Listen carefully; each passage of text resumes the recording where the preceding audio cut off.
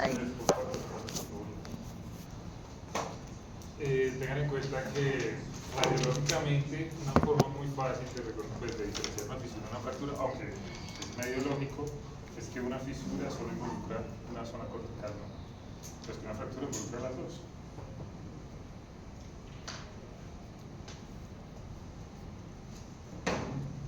Entonces, como en este ejemplo, esta fisura involucra esta zona cortical y fíjense que se distribuye por acá, pero no involucra la otra cortical, porque sin duda si involucrara la otra cortical sería una fractura. Las fracturas tipo Salter-Harris son fracturas específicas, exclusivas de bebés, de animales jóvenes, de potros. ¿Okay? No solo de potros, ¿no? Pero hay todas las especies que tengan discos de crecimiento, líneas de crecimiento. Y es exclusiva de potros precisamente por eso, porque está asociada exclusivamente a las líneas de crecimiento. Recuerden que las líneas de crecimiento son líneas de cartílago de una tasa de crecimiento muy alta que posteriormente se calcifica o repite. Hay 5 tipos, la tipo 3 y la tipo 4 son sí o sí de resolución quirúrgica. ¿Okay? O sea, cuando tengan una fractura tipo 3 o tipo 4, sí o sí la tienen que remitir así.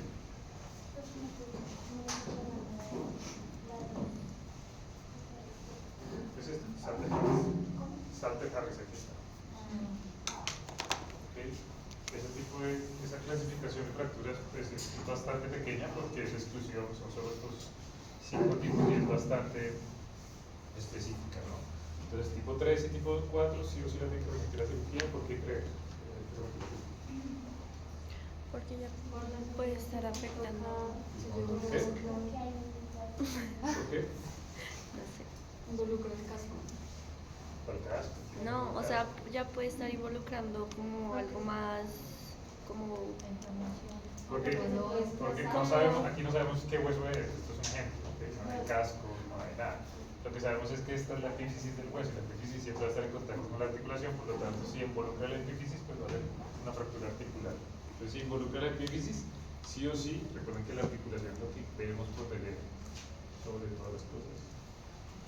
Si involucra la epífisis, tenemos que inmovilizar esa fractura, estabilizar esa fractura lo antes posible. ¿Okay? Entonces sí o sí tiene que ser de resolución quirúrgica. Recuerden que los huesos largos tienen diáfisis, metáfisis, fisis, que es la línea de crecimiento, y epífisis. ¿Bien? Ahora, estas involucran, no me acostumbro a este dicho, esta es seguramente por elongación, esta solo se inmoviliza, esta que involucra un poco la fisis y un poco la metáfisis también se inmovilizan y resuelven muy bien porque no hay componente articular. Recuerden, la articulación está sobre la epífisis. Esta epífisis involucra, por ejemplo, metáfisis, fisis y epífisis. Muy complicada, pero se puede resolver muy fácil. Y estas son por compresión, por aplastamiento también se resuelven bastante fácil. Entonces es importante tipificarlas porque de acuerdo a eso es que uno puede determinar el tratamiento del pronóstico. Siempre. Las fracturas de tercera falange vamos a profundizar cuando veamos el diagnóstico de patologías, pero como para que se hagan una idea, inicialmente son específicas, esta clasificación es específica de equinos, porque las fracturas de tercera falange ocurren mucho en caballos, ellos resuelven toda pata, entonces se fracturan muy fácilmente la tercera falange. Aquí sí estamos en el hueso que está dentro del casco. ¿Bien? Tercera falange, segunda falange, primera falange. Y hay diferentes tipos de fracturas, hay una clasificación un poco más clara, puedo cambiar esta imagen que no me gusta mucho. Esto es de agua. Más adelante vamos a ver, pero fíjense que por ejemplo la tipo 3 sí o sí es de resolución quirúrgica, inclusive la tipo 2 también a veces se puede colocar un tornillo y resolverla. Las otras, la tipo 1, es del ala del proceso alar o del proceso palmar o del proceso plantar, no importa, digamos si es un miembro anterior o un miembro posterior, pero no involucran la articulación. La tipo 2 involucra la articulación.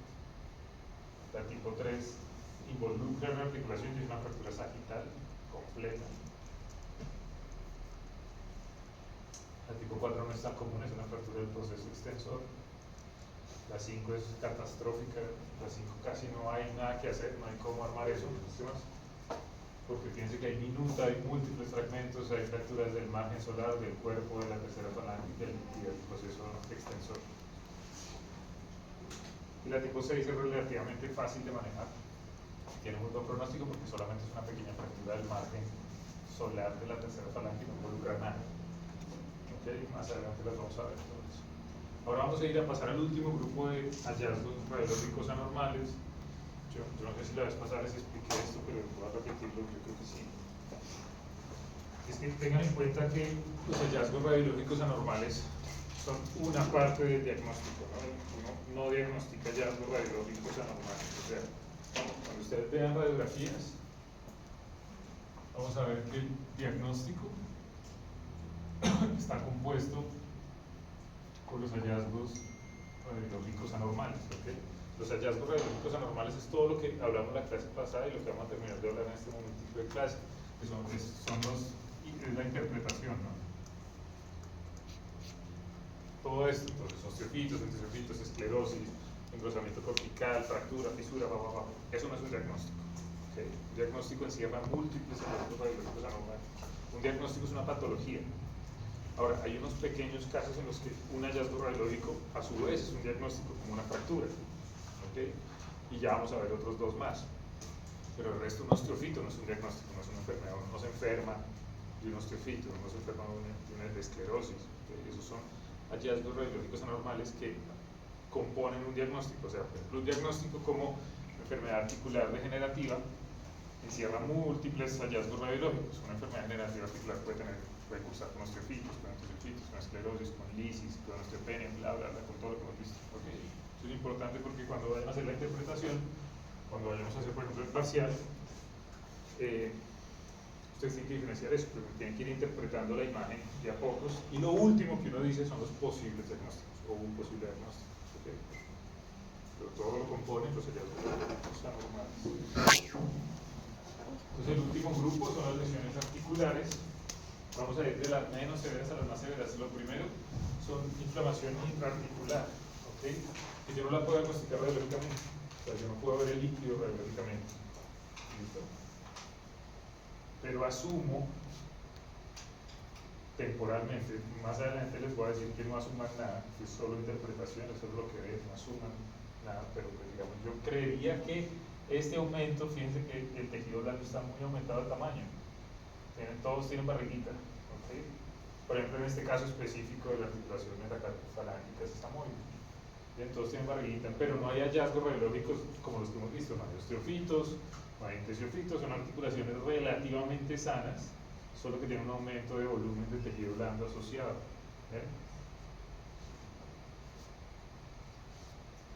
Entonces, yo podría creer, una de las opciones es que ese aumento de líquido intraarticular, ese aumento de líquido intraarticular se llama efusión.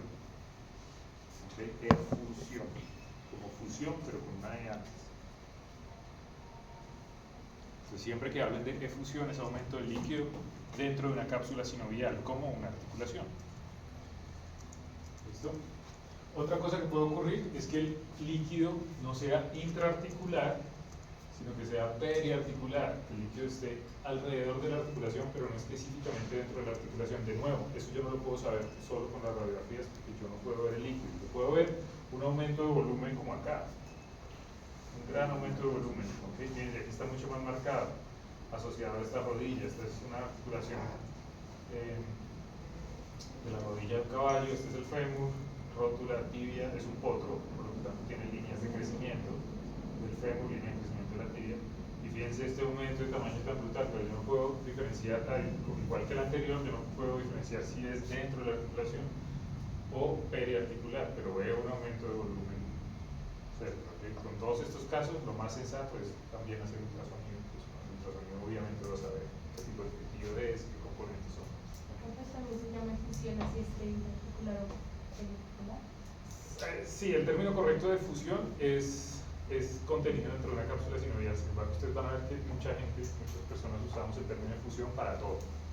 ¿Okay? Pero el término correcto, la definición de fusión es dentro de una cápsula sinovial. Un líquido contenido en una cápsula sinovial. Aquí, pues como ya estamos fuera de la cápsula sinovial, este líquido, esto es un edema en realidad. El edema, el aumento de líquido difuso dentro del tejido intersticial, es edema. ¿Bien? Aquí, en este caso en particular, un caballo de un cuarto de milla que tuvo un golpe en la rodilla, un aumento de volumen, esperé unos días para poder asegurarme si el líquido, el aumento de volumen era intraarticular, pues está en una zona donde no puede tener un ultrasonido. Y por otras razones coloqué medio de contraste dentro del aumento de volumen para ver si se distribuía dentro de la articulación, y fíjense que no está dentro de la articulación, se distribuye solo en la zona de fusión. Posteriormente esto hizo un higroma, en la rodilla hay una particularidad, y es que por las fascias se genera un higroma que también es aumento de líquido, pero en unos compartimentos aparte. ¿Listo? Entonces fíjense, puede ser dentro de la articulación o puede ser fuera de la articulación. O en algunos casos, fíjense que esta radiografía también tiene un aumento de volumen de tejidos aledaños o continuos a la articulación, a esta articulación, por ejemplo. Todos son ejemplos. Yo tengo un paciente con un grado de dolor así tan severo, esto es una claudicación 5 de 5, esto es una potranca, era una yegua de polo, ahora es una yegua ya mayor, se dedica a vivir tranquila, pero esto era cuando la estaban avanzando, y el motivo de consulta era una claudicación 5 de 5, es una claudicación muy severa, o sea, duele mucho apoyar con apoyo, 5 de 5, más o menos se familiarizan con la clasificación de las claudicaciones, uno así. 5 de 5, entonces yo digo, bueno, esto es algo muy grave, pues es una fractura o es un absceso o algo así, tomamos las radiografías y no encontramos nada. ¿Okay? Fíjense que no hay nada, solo coloco estas dos porque son las que más hay evidencia, las que se ven más fácil este aumento de volumen.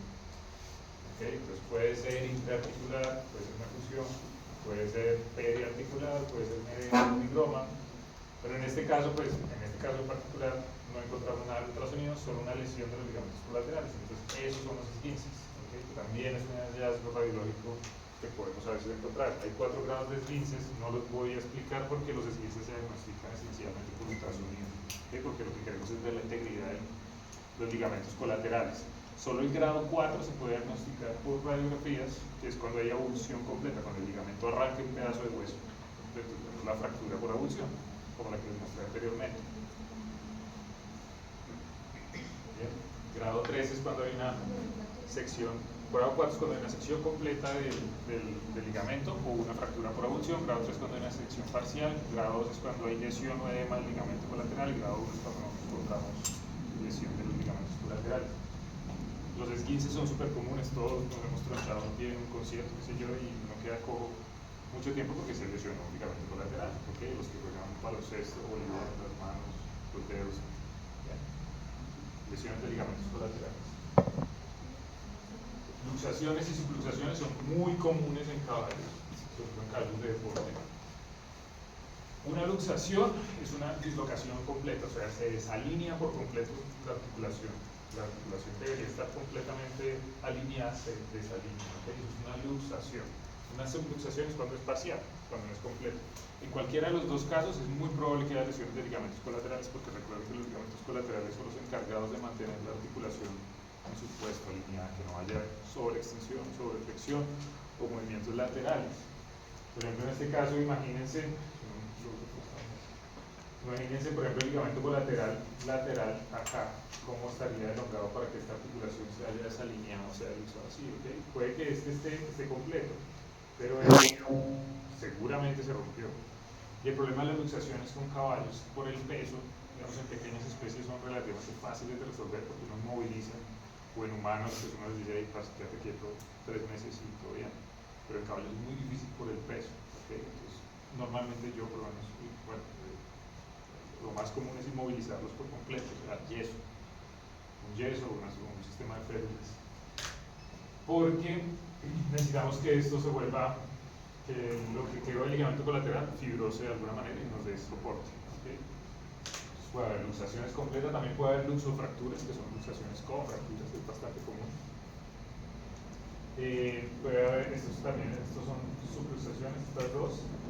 Esta es una radiografía dorso palmar del menudillo del nudo, ¿cierto? La luxación de la articulación metacarpofalángica ectomoide, y esta es una radiografía lateromedial donde hay una subluxación de la articulación interfalángica proximal. Fíjense que está completamente desalineada, está un poco más protrudida hacia dorsal la primer falange, ¿cierto? Esto es una subluxación que es bastante común en caballos criollos, en caballos españoles, en caballos como de alta escuela. No sé cuál es la razón, la verdad, pero es común en esas especies. En caños de deporte no es tan común.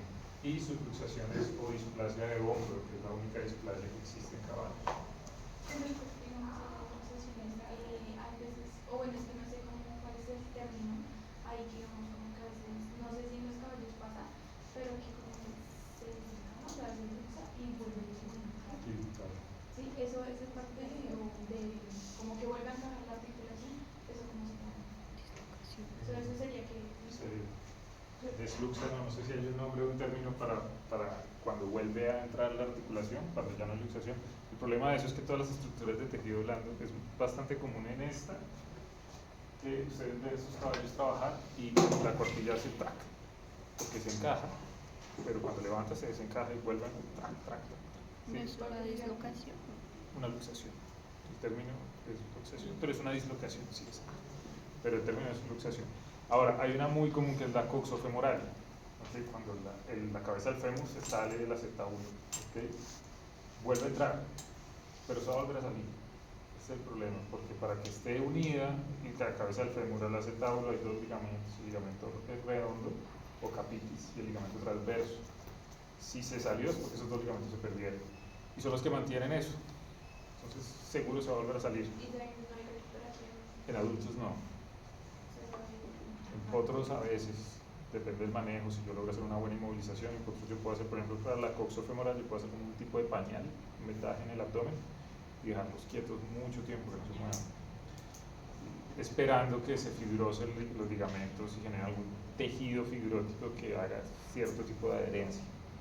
Pero el pronóstico es malísimo. Luxaciones coxofemorales, hay otro tipo de luxaciones que resuelven muy bien en caballos.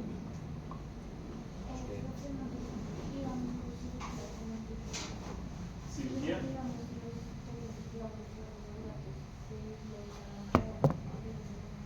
Ajá. Sí, o sea, hay dos, se puede hacer una síntesis o se puede hacer ablación de la cabeza. No existe una técnica de caballos para eso. Imagínate que las fuerzas de presión son 1000, 2000, no sé cuánto, exponencialmente más altas que las de un perro. Eso es muy difícil. Yo intenté alguna vez en una potrancada resolver una luxación coxofemoral y no, es muy difícil. La calidad de vida de los pacientes es están permanentemente controlados. Ustedes estuvieron acá en la clínica hace unos años, un año o algo así, un paciente con una luxación coxofemoral que duró mucho tiempo ahí, no sé qué pasó con ella, pues porque los hospitales la abandonaron, dieron la orden de que hicieran eutanasia, pero creo que decidieron que no, no sé. Pero yo estuve como yendo constantemente porque les ayudé a diagnosticarla con ultrasonido y con radiografía, pero cada vez que iba el dolor permanecía. Muy difícil. Esa potrancara que tuve, yo la tuve con un catéter epidural, con una infusión de morfina, creo que no me acuerdo, una infusión para el dolor. Y aún así tiene mucho dolor. Pero básicamente como la luxación siempre se rompe los ligamentos o así. Usualmente sí, claro. No se distiende como tal. Puede haber distensión o puede haber ruptura completa, no sabemos. Hay 4 grados, ¿no? Sí, o sea que digamos se hizo una extensión, sí hay posibilidad de que vuelva a... Sí, claro, y si es solo una distensión es probable que no haya una luxación. Porque para que la articulación se disloque, tiene que haber, o sea, el ligamento tiene que haber cedido o no estar. Si solo fue una lesión parcial, es muy probable que no haya una luxación. En esta subluxación hay lesión de los colaterales y hay lesión de la cápsula, pero no hay una ruptura completa. Hay una lesión parcial, por lo tanto permite una luxación parcial, una subluxación. En estos casos, para este caso en especial, sí hay una cirugía que se recomienda, que es una artrodesis de la articulación interfalángica proximal. Una artrodesis es fusionar por completo la articulación, generar una anquilosis, una artrodesis quirúrgica. Lo que se hace es dislocar por completo esta articulación, quitar el cartílago de ambas superficies y colocar 3 tornillos transficiarios y transarticulares acá y una placa dorsal. Y se fusiona, o sea, pierden esta articulación, pero deja de doler. Es una de las soluciones que se hace bastante seguido en caballos españoles, en caballos criollos, y lo ideal es que sean miembros posteriores. En miembros anteriores la biodinámica es diferente, en miembros posteriores depende de qué disciplina tiene el caballo.